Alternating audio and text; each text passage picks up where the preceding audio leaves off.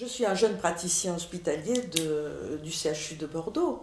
Voici 10 ans que j'exerce à la périphérie de Bordeaux, sur l'Ormont, la rive droite, secteur où exceptionnellement il y a un, un bâtiment qui appartient au centre hospitalier universitaire de Bordeaux. Et ce bâtiment, après une vocation hospitalière générale, l'hôpital de la rive droite, est devenu un centre de gériatrie et donc est annexé au pôle de gériatrie du CHU. Ce site est un lieu d'hébergement, une EHPAD aujourd'hui qui abrite 120 personnes dépendantes et âgées. Et moi, je n'ai pas de lien clinique avec ces personnes. J'ai un local, un bureau de consultation et un secrétariat pour exercer à temps plein, tant sur le plan secrétariat que sur le plan clinique médical, une activité de consultation, d'évaluation gérontologique et développer une dynamique de réseau. Alors, ce travail-là, je l'ai acquis après une expérience de 20 années de travail sur le secteur de la rive gauche de la communauté urbaine de Bordeaux, à l'époque où j'étais praticien salarié de l'hôpital suburbain du Bouscat, qui est toujours une petite structure en périphérie de Bordeaux également, où on a monté un réseau gérontologique, un des premiers réseaux gérontologiques de France, qui s'appelait Papa Bouscat, Prévention Action auprès des personnes âgées. Et cet apprentissage d'un travail communautaire m'a donné la possibilité de réintégrer le CHU et de développer cette compétence sur un nouveau secteur. Puis là, j'avoue que c'est assez passionnant parce que c'est un secteur bien plus diversifié que celui dans lequel j'exerçais dans la région nord-ouest de la communauté urbaine de Bordeaux auparavant, puisque là je me trouve avec une population urbaine, la rive droite de Bordeaux, la région, le secteur Bordeaux-Bastide. Là, les communes qui ont connu l'explosion des années 60 en urbanisme, je dirais, à étage, avec une forme de cité, accueillant les populations en mouvement. Alors je pense en particulier à la migration des réfugiés d'Algérie. Donc je retrouve beaucoup de pieds noirs parmi les personnes qui viennent à la consultation, et les immigrés de toutes catégories, puisque nous sommes proches du port de la zone portuaire de Bordeaux, et que ce fut à une époque un lieu de travail et de recrutement de beaucoup de travailleurs immigrés. C'est fini ça? Et puis malheureusement, alors ça aussi, ça me donne un point de vue aussi sur les mouvements économiques de notre pays, puisqu'il ne se passe pas de journée de consultation où je ne trouve pas une famille en difficulté par rapport à l'emploi. Donc là, je touche du doigt au quotidien les modifications de notre pays. Les usines se sont fermées, les personnes me racontent comment c'était, où était leur entreprise, l'entreprise où ils ont travaillé. Ça, c'est pour les vieilles personnes. Pour ce qui est des enfants, je trouve beaucoup de familles en situation précaire et très, très inquiètes, ne serait-ce que de leur disponibilité à donner à leurs parents, parce qu'un absentéisme disproportionné serait une cause de licenciement. Donc on voit des gens avec des contraintes multiples. Puis de l'autre côté, un petit peu plus loin, mais il suffit de faire 5 km, on est à la campagne, et avec des communes qui n'appartiennent pas à la communauté urbaine de Bordeaux, et donc avec un accès aux moyens qui est différent. Par exemple, sur la communauté urbaine de Bordeaux, on a accès à SOS Médecins. En dehors de la communauté urbaine de Bordeaux, c'est une autre organisation qui prévaut. Et donc, une vie rurale avec un accès aux moyens qui est différent. Par exemple, enfin maintenant, depuis quelques mois, sur la rive droite, on a accès à l'hospitalisation à domicile. Jusqu'à quelques temps, on n'avait pas accès à l'hospitalisation à domicile. Mais là, je fais 5 km, on arrive aux communes limitrophes. L'hospitalisation à domicile, bien entendu, ça ne marche pas. Les services de soins à domicile ont des secteurs énormes à couvrir. Le rôle des infirmières libérales est très important. Et la distribution des infirmières libérales est très différente, puisque là, sur le secteur de la rive droite de la communauté urbaine de Bordeaux, on est en zone franche, et que moi je me trouve avec une pléthore de professionnels libéraux. Et puis dès qu'on franchit la frontière, eh bien, on se trouve avec des professionnels surchargés qui n'assurent pas forcément les mêmes prestations par manque de temps et par dispersion géographique. Voilà. Donc pour travailler pour travailler en prise avec le réel, il faut vraiment bien connaître ses partenaires. Il faut connaître les conditions de vie des personnes que l'on soigne. Moi, ça me paraît indispensable.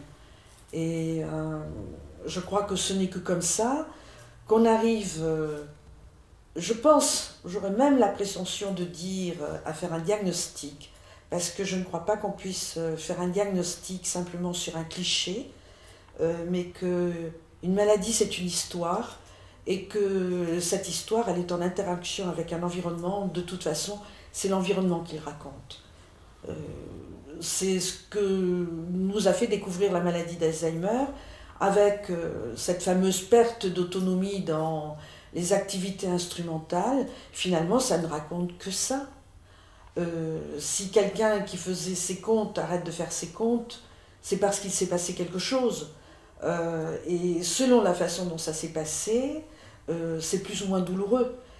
Et si quelqu'un, alors là, avec la description géographique de mon travail, je peux vous laisser supposer le deuil que représente la perte de la conduite automobile, en particulier dans les milieux ruraux ou les milieux immigrés, où les femmes n'ont pas toujours le permis de conduire, et où la perte du véhicule et du chauffeur devient une amputation dramatique, soit pour une femme rurale qui va se trouver en milieu isolé, soit pour une femme du Maghreb qui va se trouver complètement confinée avec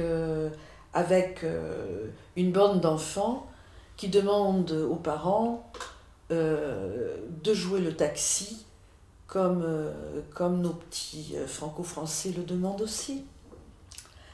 Voilà.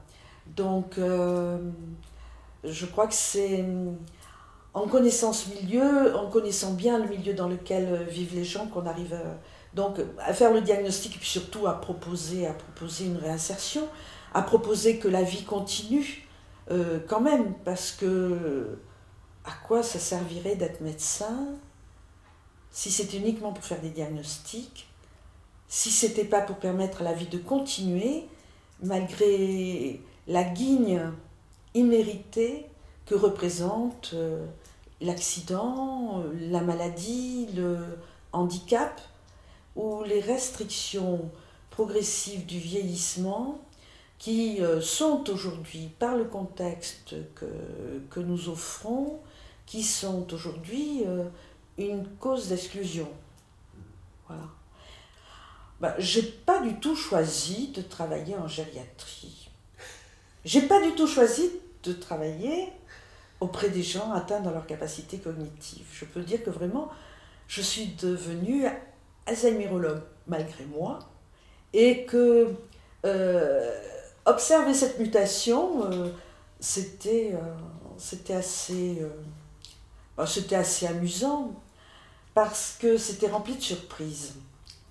Mais ça m'est devenu une évidence parce que je suis formée en médecine interne, j'ai un cursus hospitalo-universitaire d'une banalité déprimante et, et je me suis bien rendu compte que le profil des besoins des patients qui étaient dans les lits, dans les lits où j'exerçais une médecine que j'avais apprise, ne correspondait pas tout à fait à ce que j'avais appris et que ma pratique ne s'appontait pas suffisamment, de façon spontanée, avec la réalité de l'extérieur, la vie de tous les jours. Alors j'ai ajouté une corde à mon arc, j'étais me former en santé communautaire au Québec. J'ai beaucoup appris en faisant de la santé et développement, c'est-à-dire santé et développement, c'est la pyramide des soins de santé primaire, avec qu'est-ce qui se passe sur le terrain et qu'est-ce que c'est que l'émergence d'une maladie et ses conséquences sur la communauté, et comment la communauté s'en arrange. Donc ça a été instructif, ce sont les grands virages certainement de mon point de vue. Et il faut dire qu'en avançant dans le temps, et en arrivant au bout de ma carrière, les choses s'emboîtent, s'intriguent de façon spontanée, parce que s'il y a bien une partie de l'humain qui est une zone d'interface entre l'environnement et lui-même, c'est bien le cerveau. C'est lui qui nous sert à capter, c'est lui qui nous sert à traduire notre pensée, peut-être la formuler, la mettre en forme au moins, mais peut-être qu'aussi c'est le point d'impact de multiples événements, multiples stress, et cette multicausalité de la maladie d'Alzheimer est pour moi quelque chose d'époustouflant, de fascinant, parce que je pense qu'il y a du mélange. Perdre la mémoire quand ce dont on se souvient n'intéresse plus personne, ça me paraît être une perte fonctionnelle. Perdre le langage quand on n'a plus personne à qui parler, bon, ça me paraît aussi quelque chose de pas si surprenant que ça. Ce qui est surprenant, c'est d'avoir une mémoire ou des souvenirs qui n'intéressent plus personne et des mots qui n'aient plus de répondant en face. Alors, donc à partir de ce moment-là, travailler tout seul devient une absurdité, et donc c'est travailler en interface, donc travailler en réseau, ça devient un impératif. Et vraiment, c'est la forme de travail que je développe spontanément, puis sans en faire quelque chose d'extrêmement compliqué, sans en nier la complexité. Ça veut dire travailler en tenant compte des partenaires, de la situation. Et pour moi, quand un vieux monsieur, une vieille dame vient en consultation, elle vient avec son entourage, présent ou absent. Si la famille n'est pas venue à la première consultation, je demande à la personne de revenir avec un de ses proches, parce que je crois que c'est important qu'on se parle et puis qu'on voit en quoi l'événement vieillesse, et puis les accidents qui en font la gravité, les perturbent, modifient les rapports à l'environnement. Ensuite, il y a les professionnels. Alors parmi les professionnels, je crois qu'il y a cette cheville ouvrière essentielle de la qualité de vie de nos communautés. Ce sont les médecins généralistes qui ne sont pas assez soutenus dans leur pratique, qui ont besoin de mettre à jour une partie de leurs connaissances. Je crois que c'est intéressant. Bon, là, je vois une histoire simple que nous avons vécue en commun avec les médecins généralistes, c'est la découverte de l'importance de la carence en vitamine D dans nos populations, d'autant plus que nous côtoyons au quotidien des jeunes femmes aux vêtements couvrants qui font plein de bébés sous vitamine D, qui les allaitent généreusement. Et donc on s'est mis à jour en se passant les publications qui traversaient mon bureau. Et petit à petit, on se rend compte qu'on améliore la qualité de vie, on diminue les chutes, on améliore la qualité de vie de nos patients un petit peu désorientés, juste en régulant ce problème qui nous est à portée de main. Se mettre à jour aussi sur les interactions médicamenteuses. Là aussi, donc c'est une correspondance étroite et vraiment en prise directe. Moi, j'ai l'habitude de fonctionner avec mon téléphone portable qui me permet d'être joignable, mais petit à petit, il en va de même des médecins libéraux, des infirmières libérales ou des services de soins à domicile ou d'hospitalisation à domicile. Et on est en prise directe et la question, si on peut en parler devant le patient, devant sa famille, ça donne une efficacité à notre travail et je peux ouvrir un dossier avec un médecin généraliste en parlant avec lui pour la première fois d'un patient, en proposant des réajustements thérapeutiques, avant que dans quelques semaines ne se passe le réel rendez-vous. Et là, il y a déjà un premier point d'observation partagée qui est posé, et ce qui permet au fil de ce temps, et la consultation n'est déjà plus une consultation ponctuelle, simplement photographie d'un moment. Bon, il y a au moins deux diapositives, quoi.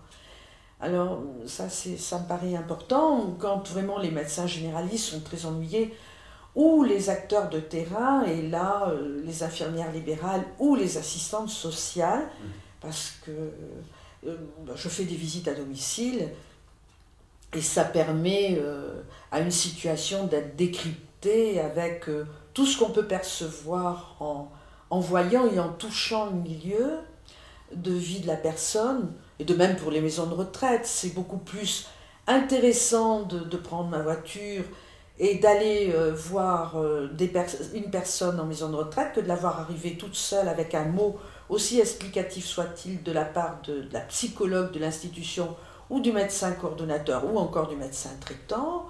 Mais on n'est pas en prise directe et il n'y a pas la réponse à la question comment passe-t-elle la nuit.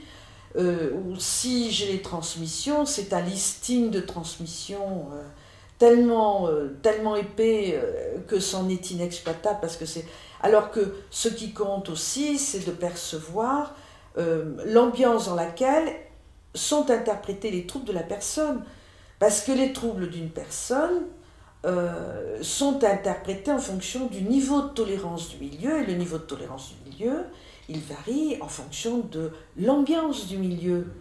Récemment, j'ai vu une patiente en consultation parce que le service de soins à domicile était exaspéré, n'en pouvait plus, alors que je trouve que c'est une situation qui dépasse largement toutes les bornes pronostiques que nous aurions pu poser. J'ai pris contact avec le service de soins à domicile qui m'avait envoyé un mot, une fiche dûment remplie. J'ai dû avoir 3 coups de téléphone pour joindre ce service de soins à domicile, et la secrétaire m'a expliqué qu'en ce moment il y avait un tel absentéisme qu'on ne pouvait pas joindre l'infirmière coordonnatrice au téléphone, et j'ai compris que le degré d'exaspération exprimé dans la fiche de transmission qui m'adressait la patiente que j'ai vue en consultation n'était pas dû à une aggravation de la patiente, mais était dû à une baisse de la tolérance de l'équipe, et qu'il fallait que j'intègre cette donnée-là à mon diagnostic pour ne pas faire des bouleversements thérapeutiques dont la patiente aurait été la première victime, parce que bien entendu, pour calmer le feu auprès d'une patiente qui est soutenue à domicile, on a tout de suite envie d'utiliser des psychotropes, et que ce n'est pas toujours à l'avantage de la patiente, et que ça peut être à l'avantage de l'environnement, voire de l'équipe soignante. Or, le problème, c'est l'absentéisme dans le groupe soignant qui s'occupe de la vieille dame. Ça, c'est le travail en réseau. Alors, moi, j'ai une grande expérience quand même du travail en réseau. J'ai travaillé, enfin, on, a, on avait été, enfin, je fais partie des gens qui ont travaillé avec la Fondation de France, qui ont conceptualisé quand même cette dynamique de travail. Et je crois, même si en ce moment, c'est un petit peu en stand-by, parce que les projets de réseau ont été conçus, je dirais, ils ont été conçus sans que l'on réalise à quel point euh, cette notion de réseau était bouleversante et révolutionnaire. Et on a voulu intégrer le travail, le travail en réseau et les postes d'exercice en réseau. On a voulu les intégrer avec les outils qui sont à notre disposition, les outils institutionnels. Et l'institutionnalisation du réseau devient bien entendu une contradiction flagrante parce que c'est justement parce que nos modes d'institutionnalisation ne répondent pas aux besoins de santé de la population, mais ont un schéma en termes de réponse aux problèmes, en termes de maladies, c'est que la dynamique de réseau a dû être mise en place. Et on n'a pas assez mesuré l'importance, par exemple, du travail qui a été fait dans les pays en voie de développement, qui est, à mon avis, comme sont souvent les plus petits dans un corps social ou l'état de vulnérabilité maximale de notre existence, qui sont des lieux d'apprentissage fondamentaux. Et donc, le travail en réseau n'est rien d'autre que l'organisation de nos savoirs et de nos savoir-faire en prise directe sur le réel, en acceptant d'être entre professionnels, chacun limité dans son savoir et dans son savoir-faire et prêt à s'apponter sur les autres. Moi, je crois que c'est tout simplement une culture du savoir-être avec, ou savoir-être ensemble. Et bon, ma carrière sera finie dans 5 ans. Et je voudrais, par un travail qui est simple, avec des moyens simples, un poste de salarié qui peut donner son temps, qui peut être disponible en termes d'écoute et de recherche documentaire, d'approfondissement de situations complexes, avec un secrétariat qui dépasse largement le secrétariat médical classique, mais qui est un pôle d'information, de tenue d'une base de données vivante, perpétuellement corrigée, réajournée, disponible à l'ensemble des partenaires de terrain, les partenaires du terrain étant le patient, la famille et les professionnels, sans hiérarchie. C'est-à-dire tantôt le problème est plus prégnant du côté du travailleur social, donc c'est avec le travailleur social qu'on va travailler. Et c'est, bon là par exemple, nous le clic de proximité joue ici sur ce secteur un rôle flagrant, absolument remarquable, et je me rends bien compte à quel point on est démunis quand il n'y a plus le clic, c'est-à-dire qu'on a passé la frontière dans la zone rurale où on est en attente d'une organisation qui nous permettrait d'avoir un lieu de synthèse sociale, comme moi j'essaie d'avoir un lieu de synthèse médicale. Donc c'est ce travail-là qui est important et qui est simple, c'est accepter d'être avec. J'ai mis du temps, et c'est normal, j'ai mis 2-3 ans à gagner la confiance de mes collègues. Mais en même temps, 2-3 ans, et puis après, ça s'est vite fait, de façon assez amusante. Le téléphone direct, la ligne directe de la consultation n'est pas dans l'annuaire. Et pourtant, on a des appels qui saturent notre petit secrétariat, et j'ouvre régulièrement 200 à 300 dossiers par année, avec une file active qui ne désemplit pas de 800, entre 800 et 1000 consultations par année. Donc ça montre bien qu'il y a de la vie dans tout ça. Et je crois que c'est ça qui est important. C'est peut-être d'avoir un discours, une pratique qui soit branchée sur le maintien de la vie, l'accompagnement de la vie, avec toutes les solutions de bricolage qui sont à notre disposition, et une exigence de la part de notre corps professionnel qui est de rester dans des pratiques validées, c'est-à-dire ne pas raconter n'importe quoi. Et là, ça veut dire ne pas se décourager. Et pour ne pas se décourager par rapport aux maladies chroniques, par rapport à ces longues fins de vie, à ces accompagnements, je veux dire, qui ne sont pas forcément gratifiants parce qu'on n'a pas de récupération miracle,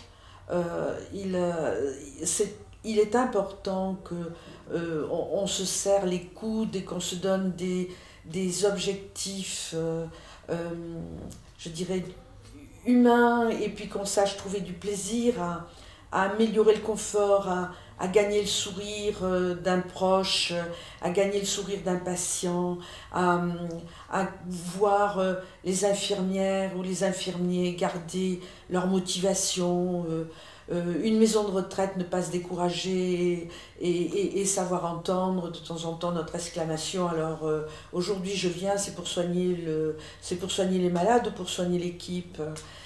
Et c'est pour ça qu'on a besoin en même temps de lieux de pause en commun pour se construire une culture commune de l'approche des problèmes de la dépendance, du maintien de la citoyenneté du sujet fragile. Et c'est spontanément que se sont constitués autour de la consultation des groupes. Alors les groupes, le groupe certainement le plus remarquable, c'est celui des familles, submergées par les entretiens familiaux qui prennent plus de temps qu'une consultation standard. J'ai rapidement proposé aux gens de se réunir, et maintenant il y a une trentaine de personnes qui se réunissent une fois toutes les 6 semaines le lundi soir, de 18h30 à 20h. Ce sont les horaires qui correspondent à la disponibilité des familles, les familles qui viennent ou les chauffeurs, les enfants.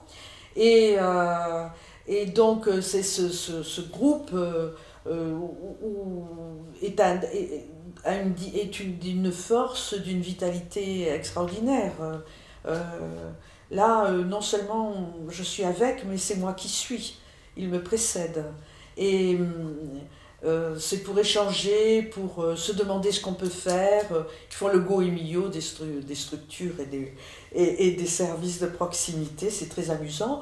Donc ça élargit vos savoirs, ça me met à jour sur les modifications de terrain, prise directe sur le milieu.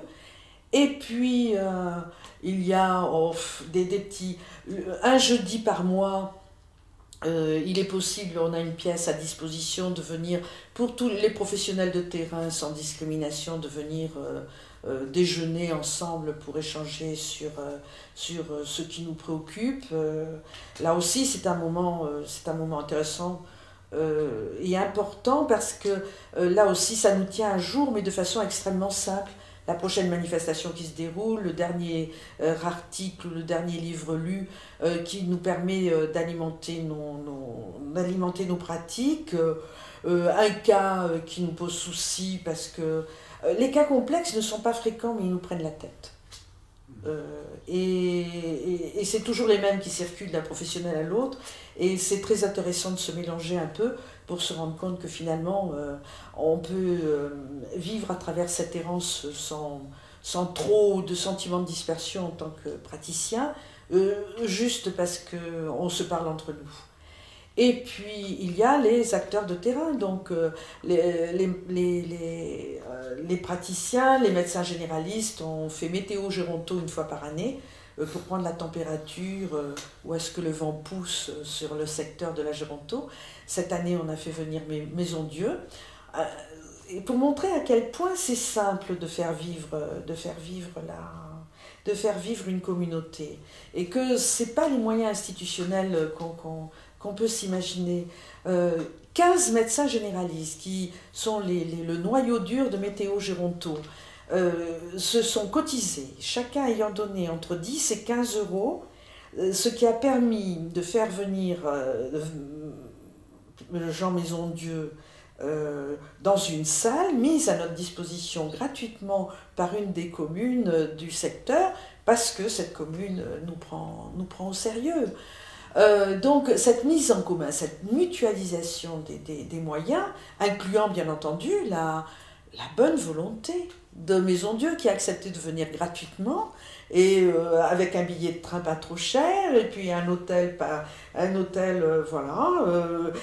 Mais le plaisir de ces médecins praticiens de terrain, médecins généralistes de terrain, d'avoir pu faire ça, d'être collaborateur d'une initiative qui a réuni 200 personnes. Avec les orthophonistes, c'est assez aussi extraordinaire, la difficulté des gens âgés, atteints dans leur capacité cognitive.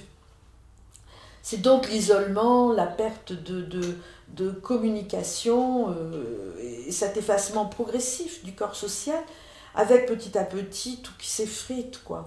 Et les orthophonistes jouent un rôle remarquable dans cette simulation, ils ont accepté de jouer le jeu. Et chaque année, on a ce qu'on appelle la soirée des orthophonistes de la rive droite. Ces femmes, 20, 25, 30 orthophonistes, viennent poser leur cas, leurs difficultés, échanger, mettre à jour leurs outils, valider leurs pratiques, en fonction des formations que les unes ont suivies au cours de les autres ont suivies en cours d'année. Une d'entre elles s'est particulièrement formée à la réadaptation, rééducation des cérébraux lésés et des fonctions exécutives, fait un partage d'informations qui est complètement remarquable.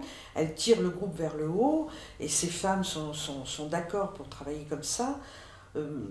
Elles, au coup par coup, cas par cas, en consultation, elles jouent le jeu aussi et apportent leur contribution à l'évaluation que je peux faire dans mon bureau. C'est allégeant pour moi, c'est sécurisant pour les familles, c'est étayant pour le malade.